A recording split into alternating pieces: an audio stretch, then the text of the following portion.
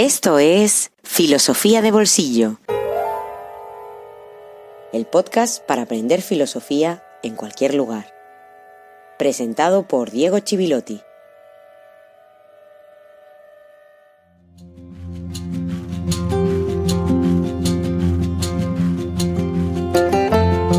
Buenos días y feliz jueves filosófico número 5.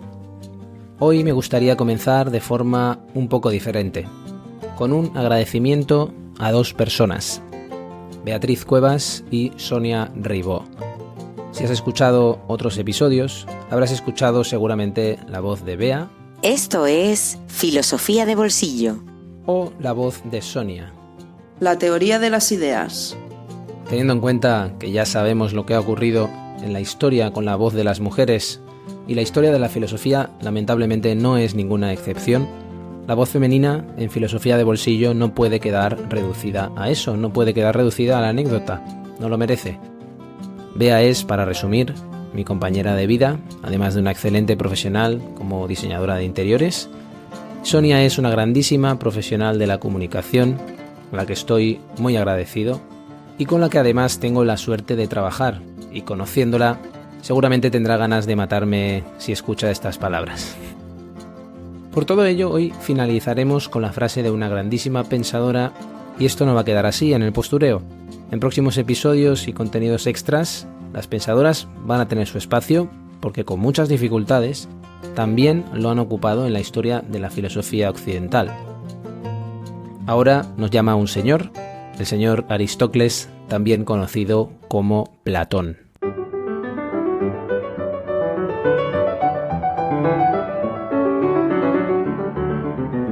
En el anterior jueves filosófico nos pusimos metafísicos hablando de la inmortalidad del alma y terminamos recordando la humildad de no saber, la reivindicación del fracaso. La famosa frase «solo sé que no sé nada». Por lo tanto, solo este fracaso de intentar pensar la idea y definir el mundo según la idea es lo que nos permite definirlo. Saber es saber eliminar cada fijación de la idea, cada fijación de ese eidos. Y este tipo de saber es lo que se conoce como dialéctica, que consiste en discutir y refutar en el juego constante y eterno e interminable de pregunta y respuesta. Recuerda que los sofistas tratan este tipo de saber tan especial como si fuera un saber positivo, un saber que genera tesis y las deja fijadas, que afirma y niega cosas sobre el mundo de una forma definitiva, mientras que para Platón la filosofía lo que hace es refutar y suprimir constantemente. Por lo tanto, transmitir este saber no consiste en demostrar tesis, sino en preguntar de tal manera que el interlocutor produzca aquello en ese mismo preguntar y responder que debe ser refutado. Por eso hablamos también de la famosa anamnesis o reminiscencia, que se resumía en esa sentencia de conocer es recordar, y que tiene que ver también con esa imagen del diálogo del alma consigo misma. Siguiendo este razonamiento, la filosofía es una ruptura constante frente al saber predicativo. El eros y el alma. Habíamos dicho que eidos está relacionado con ver, con el verbo ver, pero esta visión, más que de conocimiento, es de conducta. Tiene que ver con saber conducirse por la vida, porque como implica una distancia, implica una alternativa entre opciones, tiene que ver con elegir y por lo tanto con la conducta. Como habíamos dicho que no podemos hacer tematizar la idea, habíamos hablado de la imposibilidad casi de pensar la idea, se dice que la idea está en otro lugar y por lo tanto el alma se encuentra siempre en la alternativa entre estar aquí y estar allá, entre mirar la idea o no levantar la cabeza, no levantar la mirada de las cosas o no levantar la mirada del smartphone actualmente. ¿Qué es lo que nos permite que pasemos de las cosas a la idea? ¿Cómo podemos ir más allá de las cosas y aspirar a levantar la mirada hacia la idea? El eros. Es el eros lo que nos lo permite. El eros, que es también esa divinidad del amor, el sexo, la fertilidad, etc., pero que no se trata de ningún estado mental o un estado de ánimo, porque el eros es un daimón. ¿Qué quiere decir un daimón? Quiere decir un principio activo, un ánimo interior que procede de otro lugar. Por eso, por ejemplo, la eudaimonía sería una felicidad. La partícula eu en griego significa bueno o bien. Buen daimón es el bienestar. Por eso también entusiasmo viene de entousiasmos, del griego estar lleno de los dioses, estar lleno de dioses. Cuando tu alma conecta con una realidad superior y respira aquel hálito divino o aquel hálito que viene de otra realidad superior, digamos. Porque tiene que ver con una figura de la divinidad que hace de mediadora entre los dioses y los mortales. Y cuidado, porque no viene a proporcionar placer, bienestar y buenas noticias. Está asociada al desarraigo, al vértigo, a la pérdida de consistencia de las cosas. Es, de hecho, el eros lo que nos expulsa de la presencia de las cosas y nos lleva hacia la presencia de la idea. ¿Cómo podríamos tener hoy una experiencia de ese tipo cuando buscamos seguridad, consistencia, garantías por todas partes?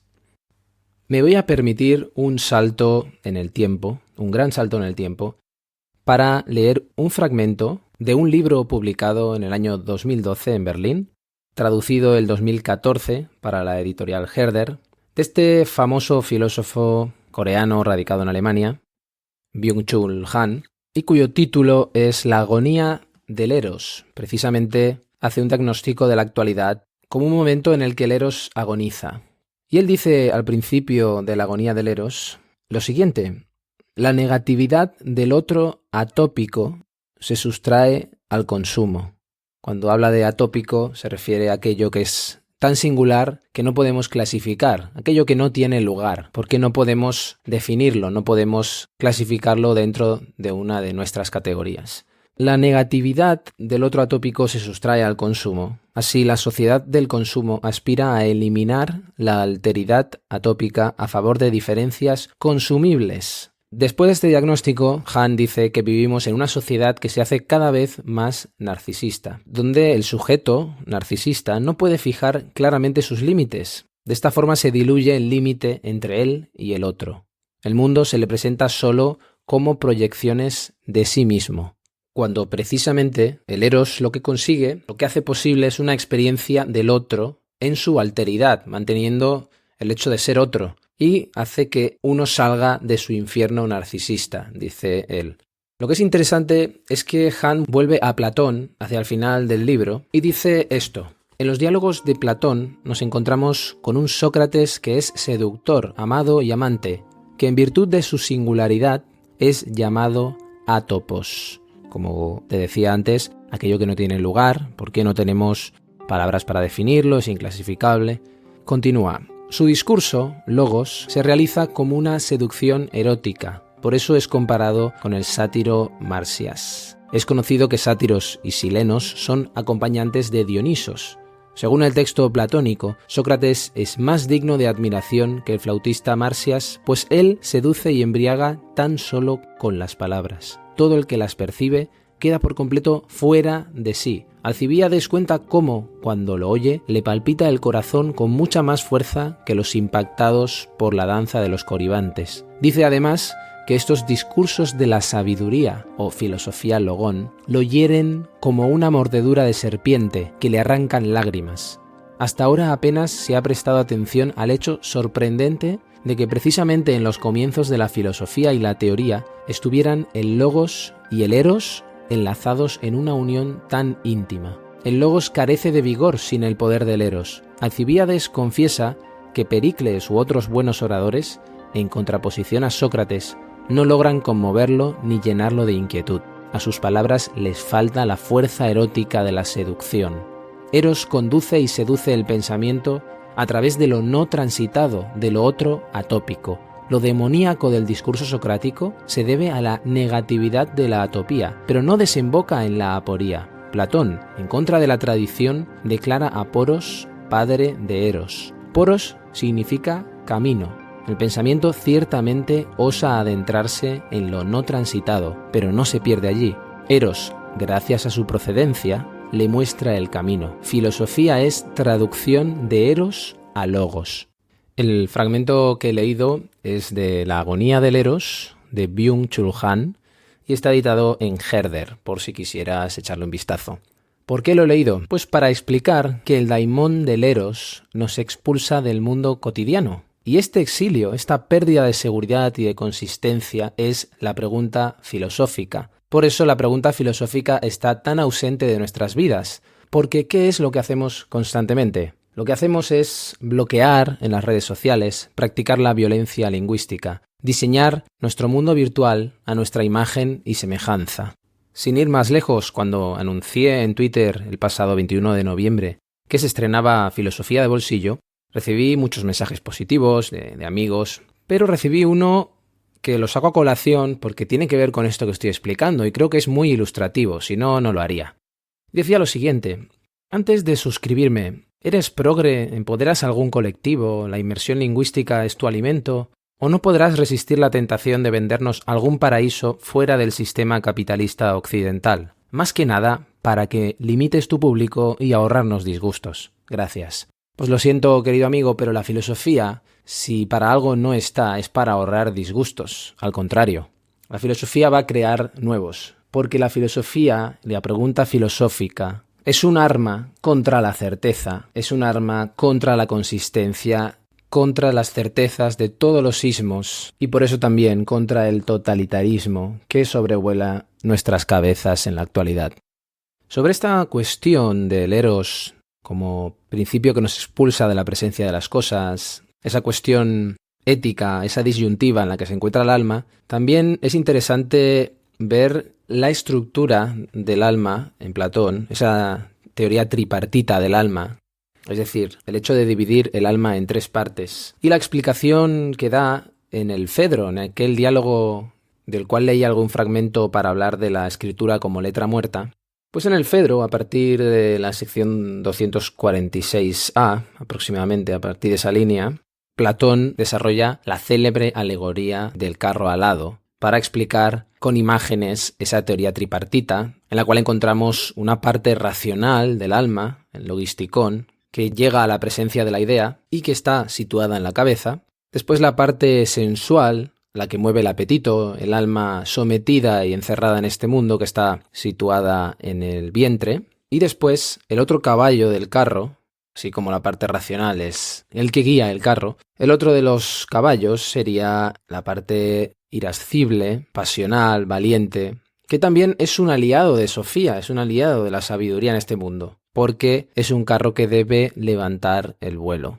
Como siempre, todo esto tiene una dimensión política, porque cada una de estas partes predomina en cada una de las tres tipos de personas, cada uno de los tres tipos de ciudadanos, digamos, en una polis. Evidentemente, en el filósofo domina el alma racional, domina la parte racional, en los trabajadores artesanos domina la parte sensual y en los soldados, en los que deben defender el orden de la ciudad, domina el alma irascible, la pasional, valiente.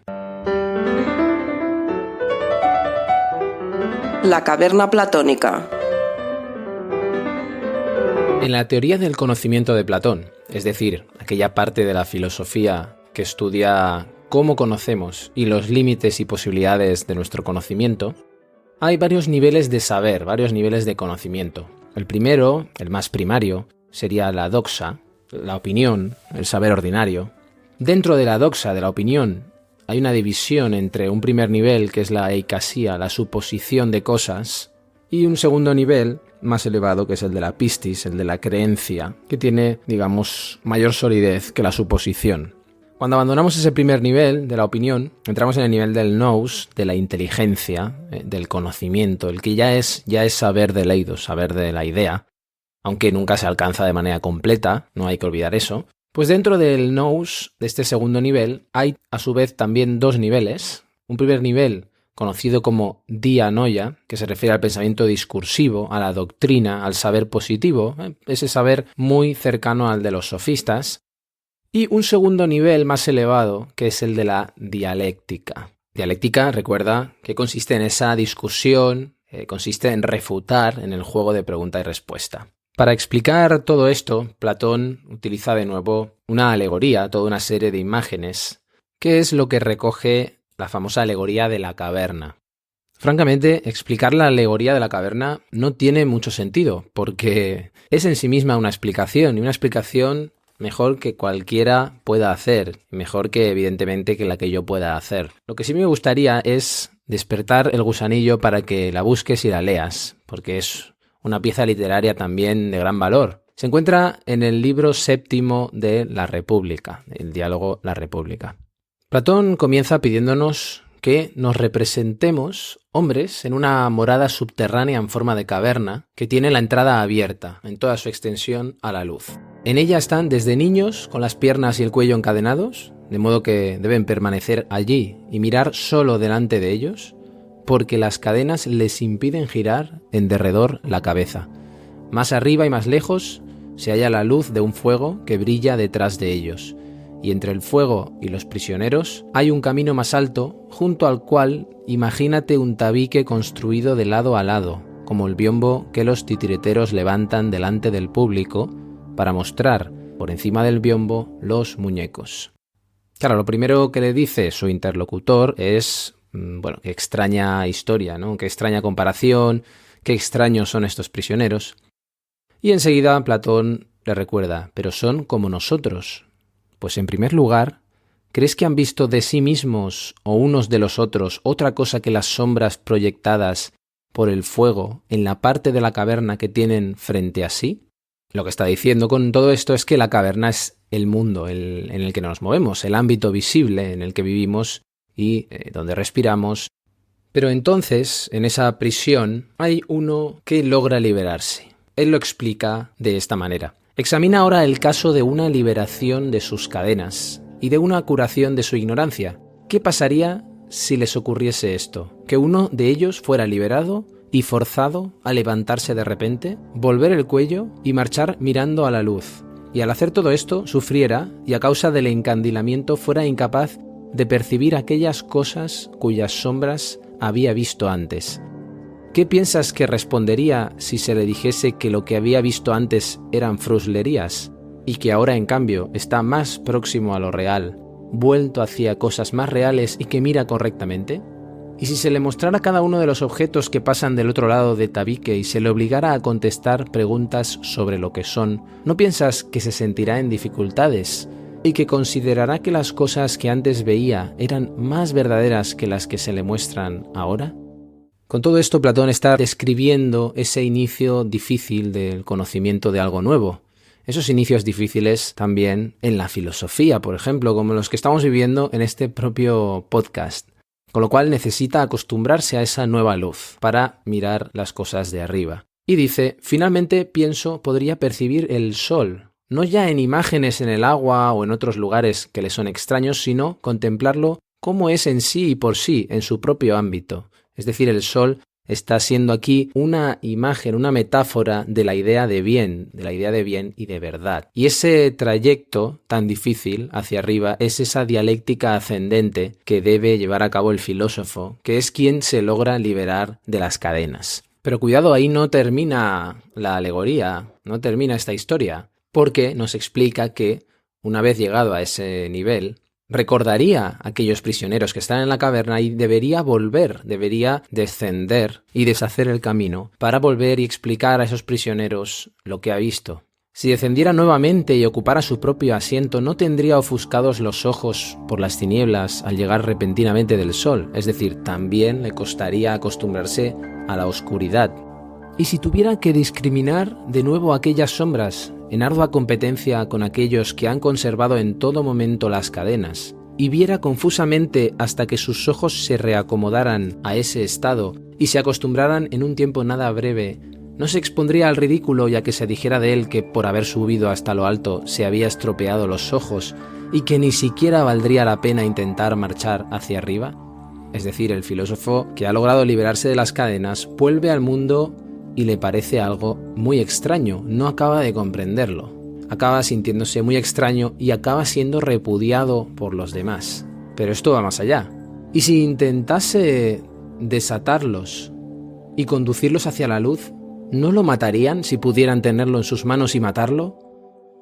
¿A quién le pasó esto? Le pasó a Sócrates, evidentemente. Es la gran lección de Sócrates, que hace su gran discípulo Platón.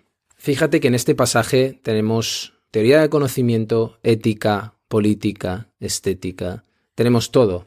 No están divididas las especialidades. Es una gran lección de filosofía en sentido amplio. Porque más adelante, a partir de la línea 519A, vamos a encontrar una exigencia para los fundadores del Estado, dice. Es una tarea de nosotros, los fundadores de este Estado, la de obligar a los hombres de naturaleza mejor dotada a emprender el estudio que hemos dicho antes que era el supremo, contemplar el bien y llevar a cabo aquel ascenso, y tras haber ascendido y contemplado suficientemente, no permitirles lo que ahora se les permite. ¿A qué te refieres?, le pregunta. Quedarse allí y no estar dispuestos a descender junto a aquellos prisioneros, ni participar en sus trabajos y recompensas, sean éstas insignificantes o valiosas. Es decir, el filósofo no debe quedarse en la Torre de Marfil, no debe quedarse en el mundo académico, en esos espacios en los que se encuentra tan bien, sino que ha de volver, ha de descender y volver junto a aquellos prisioneros. ¿Prisioneros de qué? Prisioneros de las cosas, prisioneros de las sombras de la realidad, de las apariencias. Por lo tanto, el papel del filósofo es el camino dialéctico hacia el bien, en el que nunca se ha de detener. ¿Por qué es dialéctico? Es un juego constante de pregunta y respuesta. Las analogías que puedes encontrar respecto a esa propia analogía, propia alegoría que es en la caverna, son miles en la actualidad. A través de la televisión, a través de las redes sociales, todos esos dispositivos capaces de crear una realidad virtual que después sorprende a quien la encuentra materializada en la calle. Creemos en la verdad de las sombras, pero nos sorprende la verdad del objeto real. Ignoramos el mecanismo muchas veces de producción de sombras y además tomamos por verdadera la construcción de una ficción. En la política lo encontramos constantemente, por ejemplo, cuando se escenifica el debate, se escenifica el enfrentamiento y se escenifica la política precisamente en el momento en el que la política es impotente, en el momento de la ausencia de la política. Por lo tanto, las sombras también son capaces de sustituir la realidad.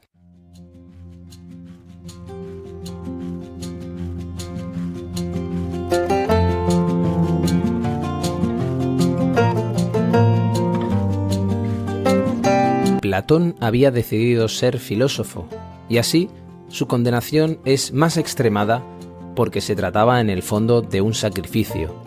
El Platón filósofo condenaba al Platón poeta a su ex futuro. Y esas condenaciones, aun tratándose de asuntos menos universales, suelen ser las más implacables. Nada se condena con mayor crueldad que aquello a lo que se renunció ser o aceptar un día. Quien persigue con su odio a otro, ¿no está declarando que algún día pudo haber sido su amor? María Zambrano. El hombre y lo divino.